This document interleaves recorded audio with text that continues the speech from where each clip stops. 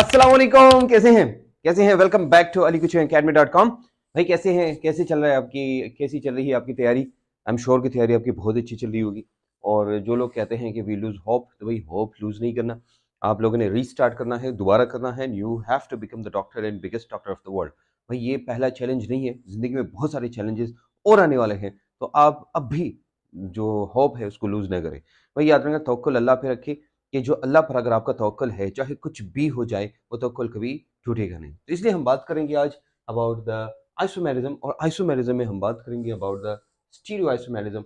और stereo isomerism क्या है, उसकी टाइप्स पढ़ेंगे, फिर हम आएंगे कन्फिगरेशनल आइसोमेरिज्म की तरफ। ये वीडियो हमारे पास स्पेसिफिक है कन्फिगरेशनल आइसोमेरिज्म की तरफ है, ठीक है। तो ये जो हम आपको आपके साथ हेल्प कर रहे हैं, ये जो हम फ्री में ये कोर्स पूरा कोर्स बना रहे हैं, physics, chemistry, biology, English, logical reasoning आपको दे रहे हैं। तो इसका मतलब ये है कि भाई हमारा इस साल ही सवाब हो, क्योंकि मेरे वालिद साहब की डेथ हुई है, तो मैंने उनके नाम पर भी ये किया था कि अल्लाह उनको बख्शें। और डेफिनेटली अगर मैं ना भी रहूँ इस दुनिया में, तो डेफिनेटली ये वीडियोस लोग देखेंगे और इससे बहुत सारे लोग इस्तिफ़ादा हासिल करेंगे, टीचर्स भी, स्टूडेंट्स भी। क्योंकि इस वक्त जो स्टूडेंट्स से ज़्यादा ये टीचर्स ये वीडियोस देखते हैं। जो हमारे इर्द गिर्द के जितने भी टीचर्स हैं, वो अक्सर मुझे बताते हैं, सर आपने फ़लाँ वीडियो में ये बात की थी, फ़लाँ वीडियो में ये बात की थी। ये सारी बातें जो हैं, ये जो होती हैं, तो इसमें ये होता है कि ये एक सदक़े जारिया है। मैं रहूँ, न रहूँ, लेकिन सदक़े जारिया होगा मेरे लिए, मेरे वालिद साहब के लिए, उसके बाद मेरे अहल-ए-याल के लिए, जो उसके बाद आएँगे। तो इसलिए आप इसको शेयर करें। जब आप शेयर करेंगे ना, तो उस सवाब में आपका भी हिस्सा होगा। याद रखना, अगर आप इसको शेयर करेंगे और किसी को फ़ायदा होगा, तो वो जो दुआ करेंगे या उनको जो फ़ायदा होगा, और ऊपर से जो फ़ायदा आएगा, तो उन फ़ायदे में आपका भी एक हिस्सा है। और आपको thank you very, very much for showing this very great love to me and to this channel and to alikuchiacademy.com website. मैं देख रहा हूँ भाई डेली कम से कम 1000, 2000, 3000 लोग जो हैं, वो कम से कम शुरू में बिल्कुल वो alikuchiacademy.com की वेबसाइट पे आते हैं। और आपकी जो सब्सक्रिप्शन का जो आपने सब्सक्राइब किया, और आपकी इतनी मोहब्बतों का, कल मैं देख रहा था कुछ 7 दिन के अंदर 585 पता नहीं कितनी थी कि वो लाइक्स आई थी, कि जो लोगों ने रिएक्शन दी थी। तो I am very much thankful to all of you. चलो देखते हैं, आज के बाद मैं आपके साथ और भी मेहनत करूँगा, और अगर आप लोगों की मोहब्बत ऐसी रही, इंशाल्लाह इंशाल्लाह इसके बाद हम एक और चैलेंज ला रहे हैं, एक और कोर्स ला रहे हैं, जिसमें आपको ये सारी चीज़ें हम बहुत डिटेल में देंगे, अगर आप बहुत लो लेवल के हैं तो। एनीवेज, हम बात करेंगे about about the stereochemistry. Stereochemistry हमारे पास जो है वो 2 किस्म की होती है। स्टीरियोकेमिस्ट्री, सॉरी, 2 किस्म की नहीं होती। स्टीरियोकेमिस्ट्री क्या होते हैं? हम ये कहते हैं ना कि स्टीरियोकेमिस्ट्री, आइसोमेरिज्म तो हमने पढ़ा। स्टीरियो हमने कहा, भाई स्टीरियो किससे निकला है? स्टीरियो स्पेस से निकला है। This word is from the space. तो आज जब हम जो कि जितनी बातें करने जा रहे हैं, तो उसमें हम उस स्ट्रक्चर की बात नहीं करेंगे जो लास्ट टाइम हमने स्ट्रक्चर पढ़ा था। यहाँ पर हम क्या बातें करेंगे? यहाँ पर स्ट्रक्चर ऑलमोस्ट सेम होगा। देखो, हमने पहले ये कहा था ना कि मॉलिक्यूलर फार्मूला सेम होगा, तो मॉलिक्यूलर फार्मूला तो सेम होगा ही होगा। लेकिन आज जो हम पढ़ने जा रहे हैं, यहाँ पर स्ट्रक्चरल फार्मूला भी सेम होगा। तीसरी बात, यहाँ पर आयुपैक नेम भी सेम होगा। मतलब ये नहीं है कि भाई वो डिफरेंट होंगे। तो इसलिए स्टीरियो आइसोमेरिज्म में कुछ बातें जो आपको पता होनी चाहिए। देखो, अक्सर कभी-कभी एमसीक्यूज में आता है ना कि which of the following isomer have the same structural formula. अगर आपके ज़हन में ये डेफिनेशन है कि isomerism is the process in which molecular formula is same but structural formula is different, फिर आप कहेंगे यार एमसीक्यू गलत है। लेकिन एक्चुअली ये स्पेसिफिकली किसके लिए है? स्टीरियो आइसोमेरिज्म के लिए है। कि स्पेस में उनकी अरेंजमेंट डिफरेंट है। स्पेस में उनकी अरेंजमेंट डिफरेंट है। कनेक्टिविटी सेम है। पहले हम जो पढ़ने जा रहे थे ना, इससे पहले स्टीरियो से पहले हम कनेक्टिविटी की बात कर रहे थे। तो फॉर एग्जांपल, एक कार्बन है, वो दूसरे कार्बन के साथ अटैच है, तो वो सीधा अटैच है। अब ये सीधा नहीं है, बल्कि ये इधर अटैच है। इसको हम कहते थे चैन आइसोमेरिज्म। क्योंकि अगर इसका जो दूसरा आइसोमर था वो ये था, देखो ये ऐसा सीधा, और इस कार्बन को काट के इधर लगाओ, इसको हम कहते हैं stereo isomerism, sorry chain isomerism. You understand? इसको हम कहते हैं स्ट्रक्चरल आइसोमेरिज्म, इसको हम कहते हैं स्केलेटन आइसोमेरिज्म। लेकिन स्टीरियो आइसोमेरिज्म इससे बिल्कुल डिफरेंट है। यहां पर कोई वो बात नहीं है। पहले हम कह रहे थे ना IUPAC name should be different.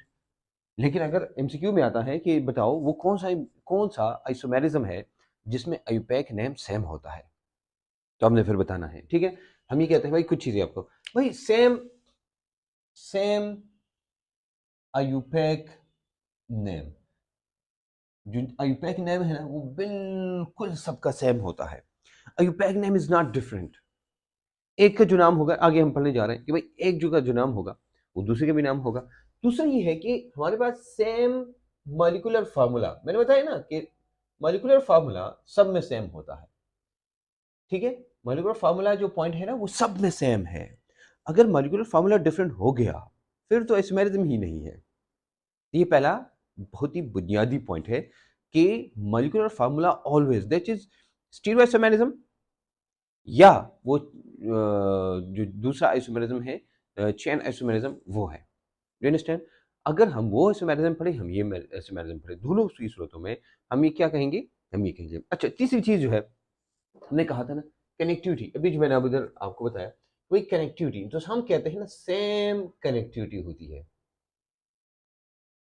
अब आप कहेंगे सर इसका मतलब क्या हुआ कि भाई सेम कनेक्टिविटी है फिर भी आइसोमेरिज्म डिफरेंट है। देखो आपको एक बात बताऊं, ये मैंने लगाया ना ऐसे, ठीक है। अब मैं एक फॉर एग्जांपल मैंने एक इधर एक ग्रुप लगाया, फॉर एग्जांपल एक्स मैंने लगाया। मैं आपको बताऊं कि इसकी कनेक्टिविटी क्या है, तो आप कहेंगे मुझे सर कि ये कार्बन नंबर 1 है और ये कार्बन नंबर 2 के साथ अटैच है। गौर से इस पॉइंट को समझना, बहुत इंपॉर्टेंट पॉइंट है। इससे पूरे के पूरे जो स्टीरियोआइसोमेरिज्म है उसका जो कंसेप्ट है वो सब समझ जाएंगे। ठीक है, ये इतना डिफिकल्ट नहीं है। तो ये अब हो गया। अब मैं वो कहूं, देखो गौर से मेरी बात, ये एक्स इधर अटैच नहीं है, ये एक्स इधर अटैच नहीं है, बल्कि ये इधर अटैच नहीं है, बल्कि एक्स ऊपर अटैच है, ए ऊपर इधर। मैं वो कहूं, आप बताओ नाम क्या है। तो आप देखो इसको आप टू हेलो कहेंगे ना, इसको भी तो वो टू हेलो कहेंगे क्योंकि टू नंबर पे है। समझा नहीं बात? बताओ स्ट्रक्चर क्या है, फॉर एग्जांपल स्ट्रक्चर। अब इसकी वजह से अगर स्ट्रक्चर आप बनाते हैं स्ट्रक्चर, अब क्या है, तो आप मुझे कहेंगे सर ये टेट्राहीड्रल है, तो इसका स्ट्रक्चर क्या है, फिर भी टेट्राहीड्रल है। स्ट्रक्चर डिफरेंट है? नहीं है। ये क्या है, एक नीचे अटैच है एक ऊपर अटैच है, तो मॉलिक्यूलर फार्मूला सेम होगा, स्ट्रक्चर फार्मूला भी सेम होगा, तो कनेक्टिविटी भी सेम है ना। कनेक्टिविटी का मतलब 2 नंबर कार्बन पे 2 नंबर कार्बन पे। जो पहला वाला आइसोमेरिज्म हमने पढ़ा, पहला वाला आइसोमेरिज्म, उस आइसोमेरिज्म में हमने नहीं पढ़ा था कि भाई बताओ ऊपर नीचे आगे पीछे, ना ना बाबा ना, हमने कार्बन नंबर किस कार्बन नंबर के साथ अटैच है। देखो लेकिन अगर मैं इस कार्बन को उठा के इधर में लगाऊं फिर ये डिफरेंट आइसोमर होगा, क्योंकि ये कनेक्टिविटी अब डिफरेंट होगी। मेरे बात मेरे ख्याल में समझ गए होंगे, क्योंकि ये समझाना आपको बहुत जरूरी है। क्योंकि स्ट्रक्चरल आइसोमेरिज्म में और स्टीरियो आइसोमेरिज्म में मेन फर्क ये है कि भाई कनेक्टिविटी कनेक्टिविटी अगर डिफरेंट है उसको हम कहते हैं स्ट्रक्चरल आइसोमेरिज्म। कनेक्टिविटी सेम है, ये मैं वापस लेता हूं इधर, कनेक्टिविटी सेम है लेकिन जगह चेंज है, जगह ऊपर नीचे आगे पीछे, ये इसको फिर हम क्या कहते हैं, दिस कॉल्ड स्टीरियो आइसोमेरिज्म। इसलिए हम इसको कहते हैं स्पेस या इन 3D। हम कहते हैं 3D में डिफरेंट है, एक्स वाई जी में सिर्फ डिफरेंट होता है। एक्स वाई जी यानी कोई चीज अगर एक्स पे अटैच है तो वो जाके वाई पे चला जाएगा, वाई पे अटैच है तो जाके जेड पे चला जाएगा। एक्स एक्सिस वाई एक्सिस, मैं एक्स की बात नहीं कर रहा हूँ, आपकी एक्सिस की बात नहीं कर रहा हूँ, मैं इस एक्स की बात कर रहा हूँ, हेलोजन। ठीक है, तो अगर कोई ऐसा है तो आप समझ जाएंगे कि भाई हमारे पास same molecular formula, same molecular formula, same IUPAC name, same connectivity. अगर कनेक्टिविटी सेम है तो हम ये कह सकते हैं यहाँ पर हमारे पास क्या है, सेम स्ट्रक्चरल फार्मूला भी है। हमारे पास ये स्ट्रक्चर सेम स्ट्रक्चर फार्मूला, मेरे ख्याल में ये बात समझ गई होंगी। अगर दिस इज इंपॉर्टेंट कि आपको पता चले कि उनका IUPAC name, molecular formula, structure formula और कनेक्टिविटी, ये सारी चीजें सेम होती है। ठीक है, अच्छा ये चीजें डिफरेंट है, तो फिर हम इनको कैसे डिफ्रेंशिएट करते हैं फ्रॉम द स्ट्रक्चर फार्मूला। ये structure from the structure isomerism हम इनको डिफ्रेंशिएट कैसे करते हैं, हम इनको डिफ्रेंशिएट कैसे करते हैं। मैंने आपको कहा ये किस में, 3D या स्पेस की बात है, किसकी, ये स्ट्रक्चर आइसोमेरिज्म से किस चीज़ पे डिफरेंट वो है, डिफरेंट है या डिफरेंस क्या है, हम उनकी बात करेंगे। तो देखो हम जब डिफरेंस की बात करेंगे ना कि ये स्ट्रक्चर आइसोमेरिज्म से इनका डिफरेंस किन किन बातों पे है, तो इनको हम लिखेंगे इधर। देखो सबसे पहली बात याद रखना कि जब हम इनकी बात करते हैं ना, मैंने आपको कहा कि ये ऊपर और ये नीचे अरेंज है, हम कहते हैं ना स्पेस अरेंजमेंट, या हम कहते हैं इसको 3D स्पेस अरेंजमेंट।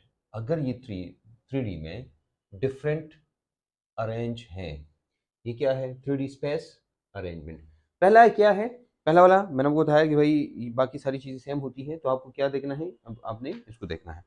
अच्छा देखो, अगर अरेंजमेंट डिफरेंट है तो कौन सी चीजें जो है वो डिफरेंट होगी, ये आपको पता होना चाहिए। भाई क्या है? देखो,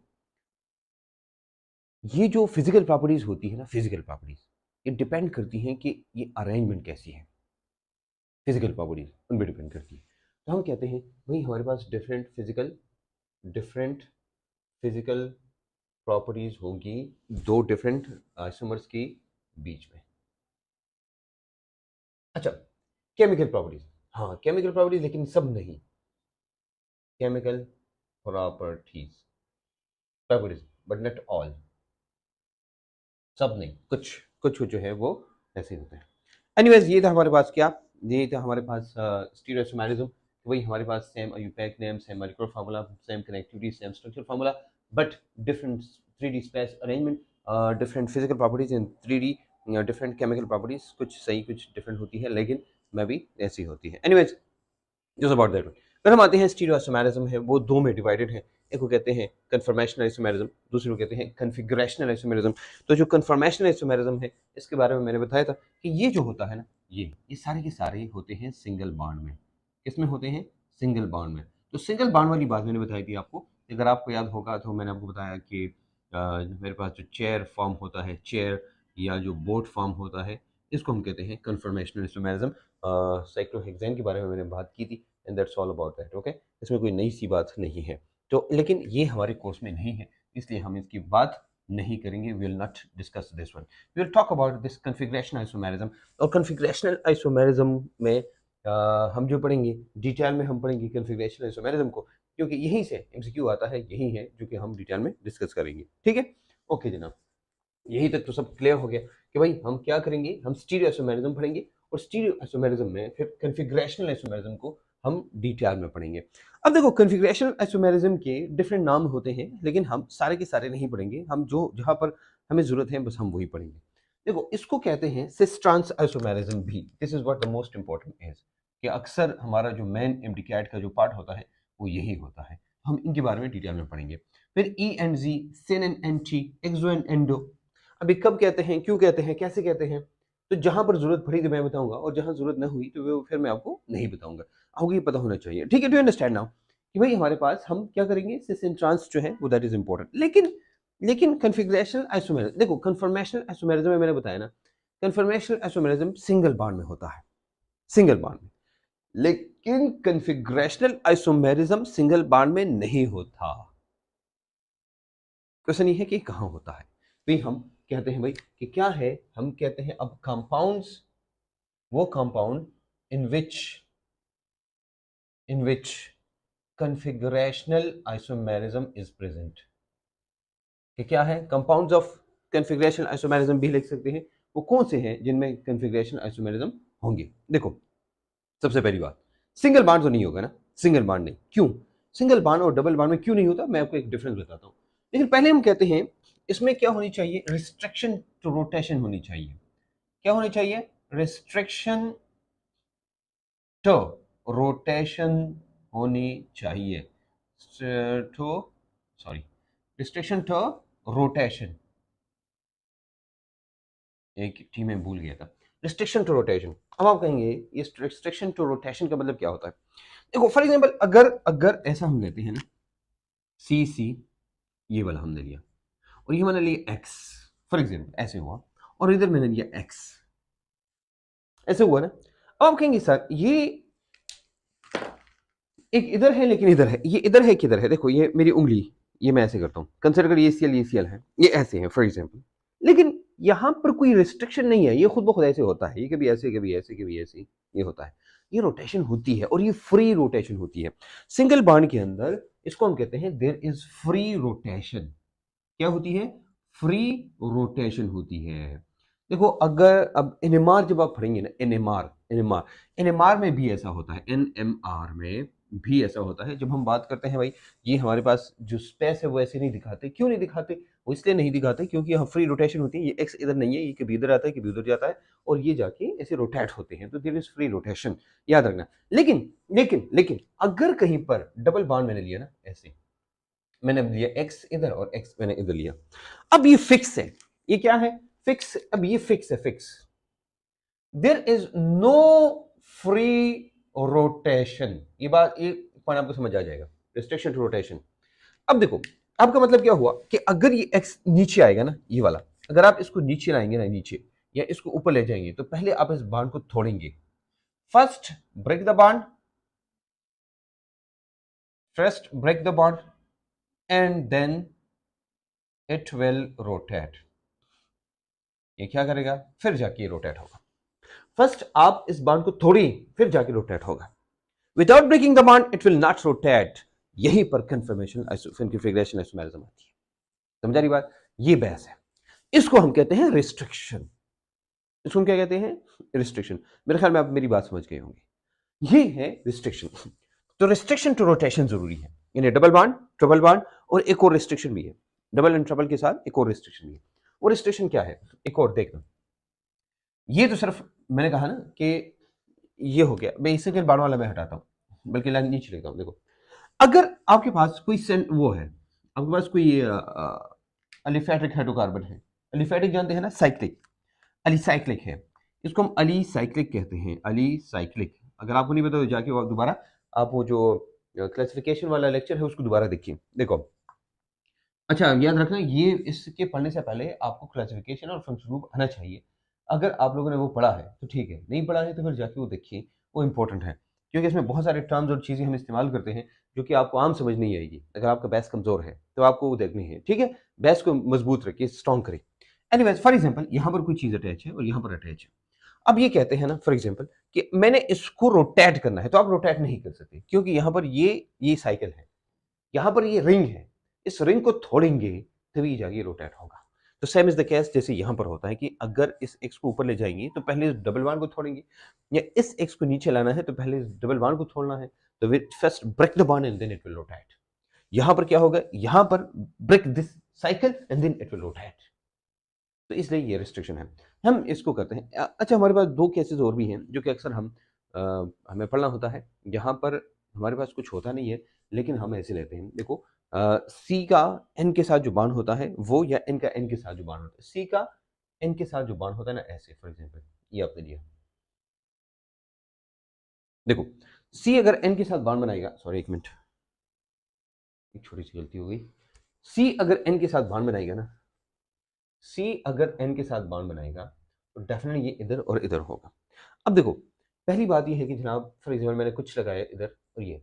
अब आप कहेंगे सर ये क्या, ये तो जो नाइट्रोजन है, नाइट्रोजन, इसने दो बांड बनाए तो ये एक बांड बना सकता है, तीसरा बांड नहीं बना सकता। तो यहाँ पर एक लोन पेयर ऑफ इलेक्ट्रॉन होता है, और ये जो लोन पेयर ऑफ इलेक्ट्रॉन है ना, ये लोन पेयर ऑफ इलेक्ट्रॉन ये एज अ बॉन्ड काम करता है, ये डिफरेंट ग्रुप काम करता है।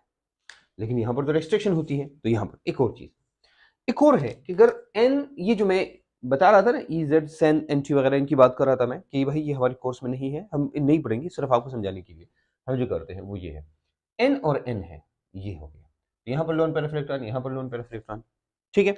अब क्या करेंगे? ये तो एक ही बॉन्ड बना सकते हैं, एक ही बना सकते हैं, ये बना सकते हैं, तो ये वाला नहीं है, एज ए बॉन्ड काम करते हैं ये। लेकिन इनको हम नहीं पढ़ेंगे, we will not discuss about this one, we will not talk about this one. हम इनको नहीं पढ़ेंगे। हमने जो पढ़ना था वो जो पढ़ना है वो हम सिर्फ और सिर्फ यहीं तक रिस्ट्रिक्टेड रहेंगे, हमारे कोर्स के मुताबिक यहाँ तक रिस्ट्रिक्टेड रहेंगे, ठीक है? अब पहली पहली शर्त आपको पता चल गई कि भाई रिस्ट्रिक्शन टू रोटेशन होनी चाहिए, इन्हें डबल बॉन्ड होनी चाहिए, ट्रिपल बॉन्ड होनी चाहिए, या यहाँ पर रिंग होनी चाहिए। रिस्ट्रिक्शन टू रोटेशन मैं वैसे शॉर्टली आपको लिखता हूँ कि भाई इसका मतलब क्या होता है कि अगर हम रिस्ट्रिक्शन टू रोटेशन की बात करें, कि रिस्ट्रिक्शन टू रोटेशन की हम बात करें, तो भाई रिस्ट्रिक्शन टू रोटेशन क्या चीज़ है? तो रिस्ट्रिक्शन टू रोटेशन याद रखना, ये हमारे पास क्या है? रिस्ट्रिक्शन टू रोटेशन हमारे पास क्या होगा? या तो हमारे पास ये डबल बॉन्ड है, मतलब कोई भी डबल बॉन्ड हो, फॉर एग्जांपल यहाँ पर ये डबल बॉन्ड हो, या ये हमारे पास क्या हो? रिंग हो। हम इसको कहते हैं ये हमारे पास क्या है? ये डबल बॉन्ड है या रिंग होनी चाहिए। ये सब क्लियर हो गया नहीं वाला? ओके। अब हमारे पास एक और शर्त है, ये तो शर्त नंबर 1 हो गई, या हमारे पास वो जो मॉलिक्यूल है, लेकिन इन मॉलिक्यूल में अब डबल बॉन्ड भी है, डबल बॉन्ड है, डबल बॉन्ड, ठीक है?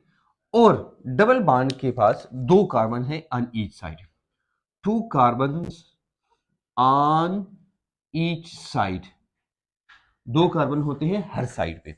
देखो दो कार्बन है हर साइड पे, ये मैंने लिया और ये मैंने लिया, यहां पर उन्होंने डबल बॉन्ड बनाया, ठीक है।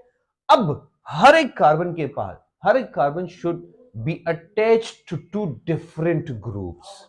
यही क्या होना चाहिए, डिफरेंट ग्रुप्स होने चाहिए। हम कहते two carbon on each side must be attached to different groups। देखो अगर इधर H है, इधर X है, इधर R है, बल्कि R में लेता हूं, अच्छा R है और इधर भी R है। अब देखना इसको, क्या इसमें इसमें स्टीरियो आइसोमेरिज्म है या कॉन्फ़िगरेशन आइसोमेरिज्म है? तो भाई नहीं है। क्यों नहीं है? क्योंकि भाई ये दोनों R एक कार्बन के साथ सेम अटैच है। अगर मैं इसको हटाऊं और इसकी जगह मैंने हाइड्रोजन लिखा, फिर क्या इसमें कॉन्फ़िगरेशन आइसोमेरिज्म है? नहीं है। क्यों? क्योंकि इनके पास डिफरेंट ग्रुप्स होना चाहिए। यानी फॉर एग्जांपल ये अगर R मैंने लिखा इधर, तो इधर भी एक के साथ R होना चाहिए। तभी समझ आ रही बात?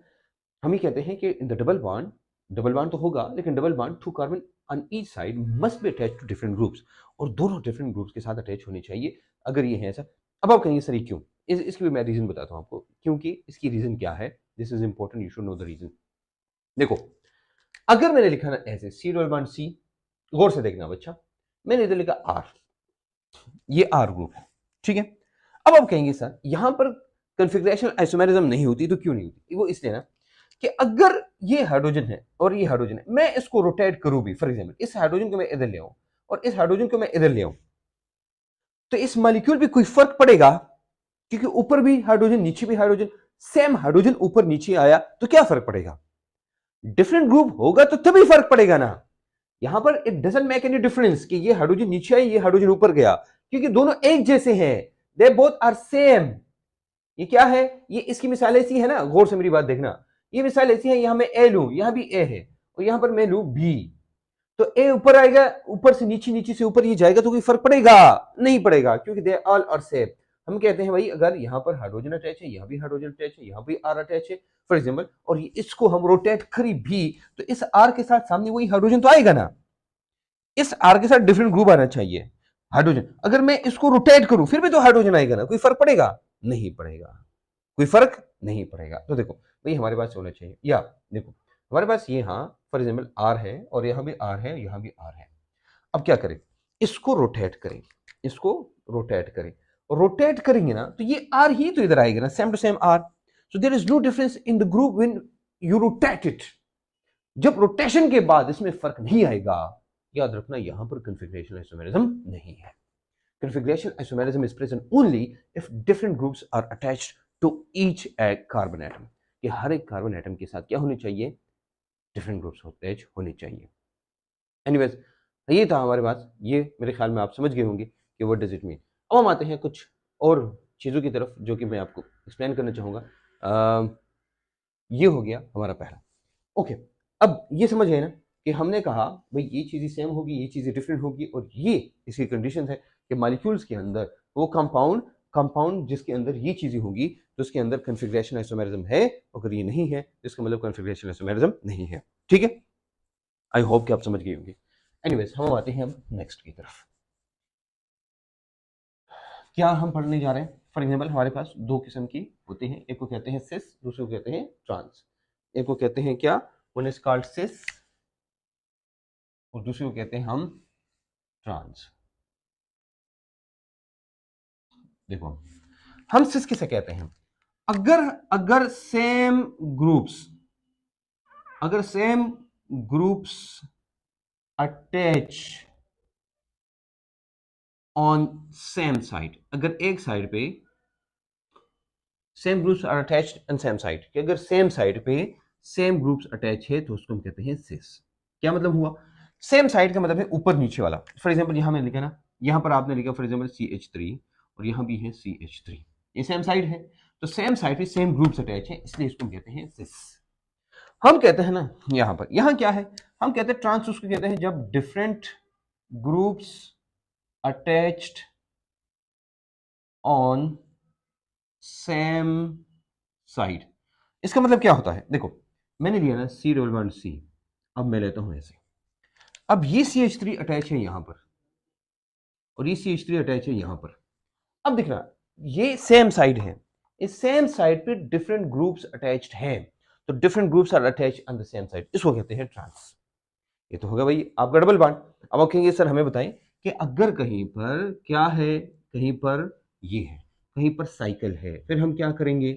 फिर भी यही बात है, हम इसको सिस और ट्रांस वैसे ही कहेंगे। मैं रेड से करूंगा कि आपको क्लियर हो जाए। देखो ये आपका ये कार्बन है, यहाँ हाइड्रोजन अटैच है, यहाँ पर CH3 अटैच है, यहाँ पर हाइड्रोजन अटैच है, सॉरी मेरे सेम करना है ना, यहाँ पर CH3 अटैच है और यहाँ पर हाइड्रोजन अटैच है, ये हो गया।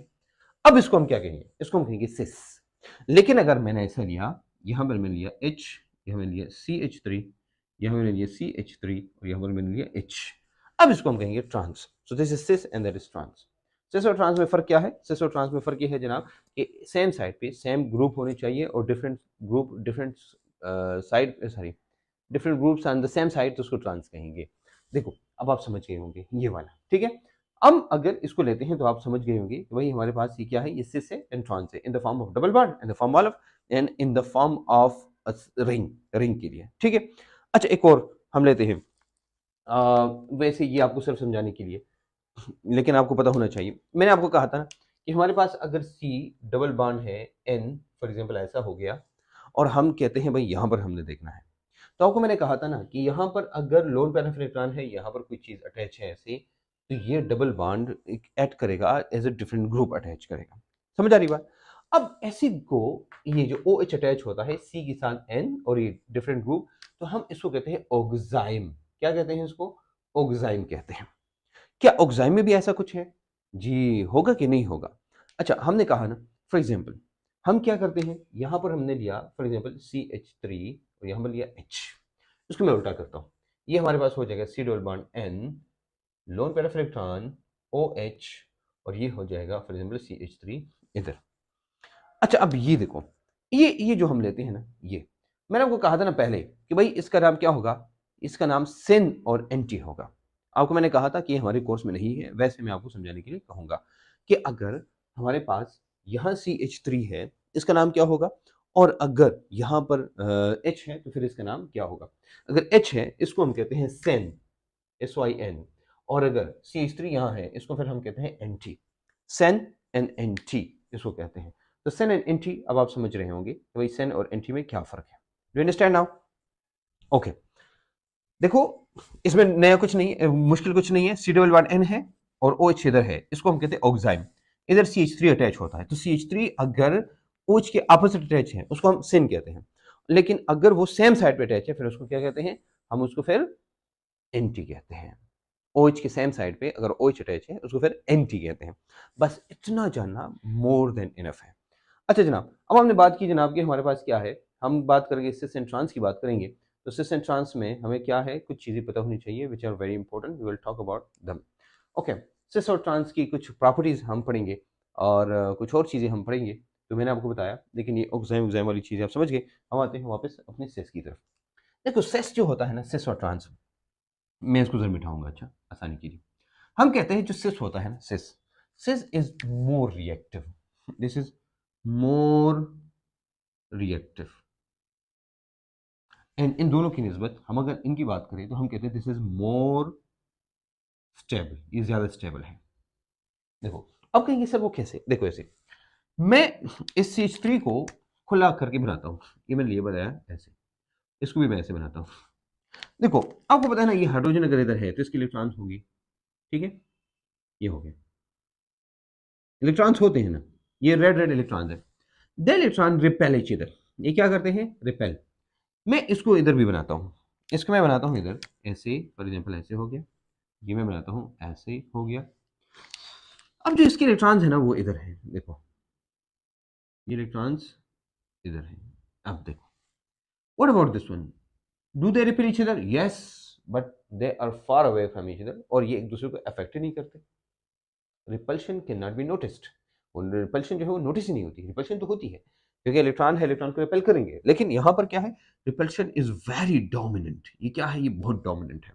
तो इसलिए ये क्या है, अब अगर हम दोनों को देखिए, हम दोनों में याद रखना हम कहते हैं दिस इज वेरी रिएक्टिव, तो हम कहते हैं यहाँ पर एक चीज होती है, जब रिएक्टिविटी होती है ऐसी, इसको हम कहते हैं डाइपोल मोमेंट। क्या होते हैं? डाइपोल मोमेंट होती है। यहाँ पर नो डाइपोल मोमेंट, यहाँ पर क्या है? डाइपोल मोमेंट नहीं है। तो जहां पर डाइपोल मोमेंट होती है ना, डाइपोल मोमेंट का मतलब है पोलैरिटी। क्या होती है? पोलैरिटी।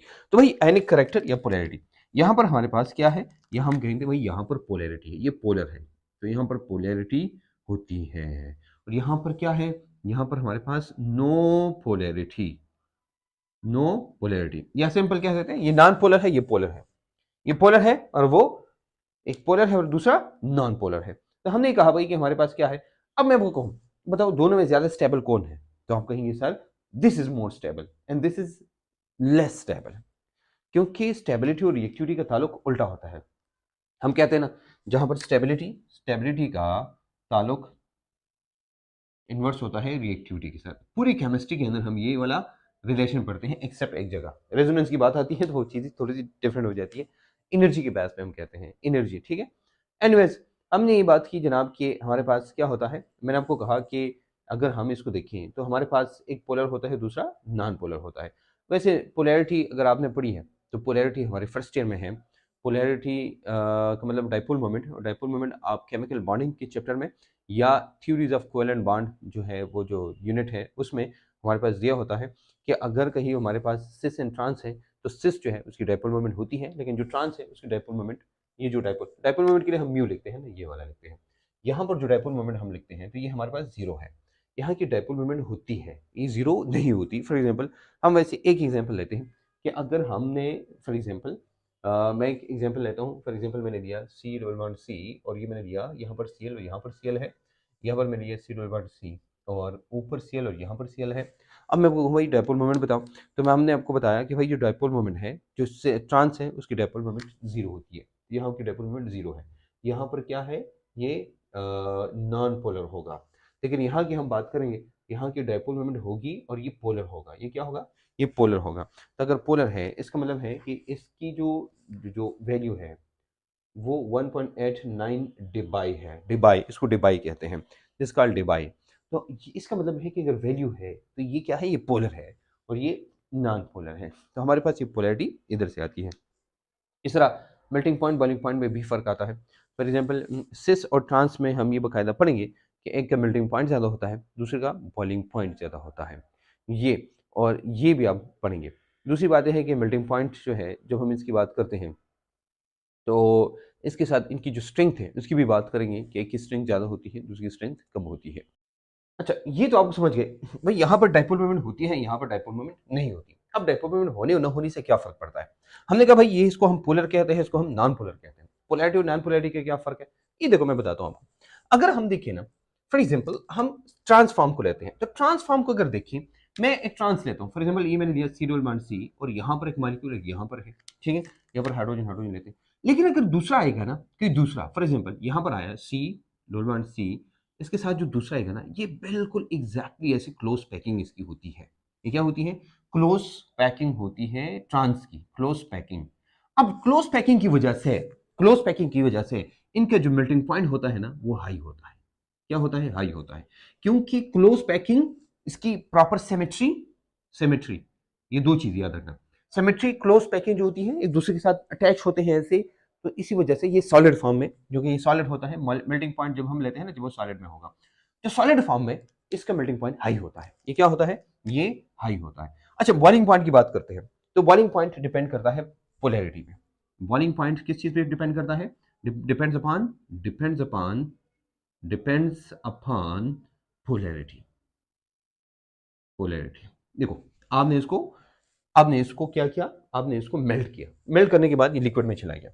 ये भी आपने मेल्ट किया, लिक्विड में चला गया। इसका मेल्टिंग पॉइंट कम होता है, इसका मेल्टिंग पॉइंट ज्यादा होता है। अब देखो इसमें पोलैरिटी है, क्या है? पोलैरिटी की वजह से लिक्विड्स जो है, लिक्विड्स आर क्लोजली अटैच्ड, या हम मैं कहूंगा ना, मैं आसान करता हूं कि लिक्विड्स में फोर्स ऑफ अट्रैक्शन ज्यादा होती है। Force of attraction is more high. Force of attraction, अब फोर्स ऑफ अट्रैक्शन ज्यादा है।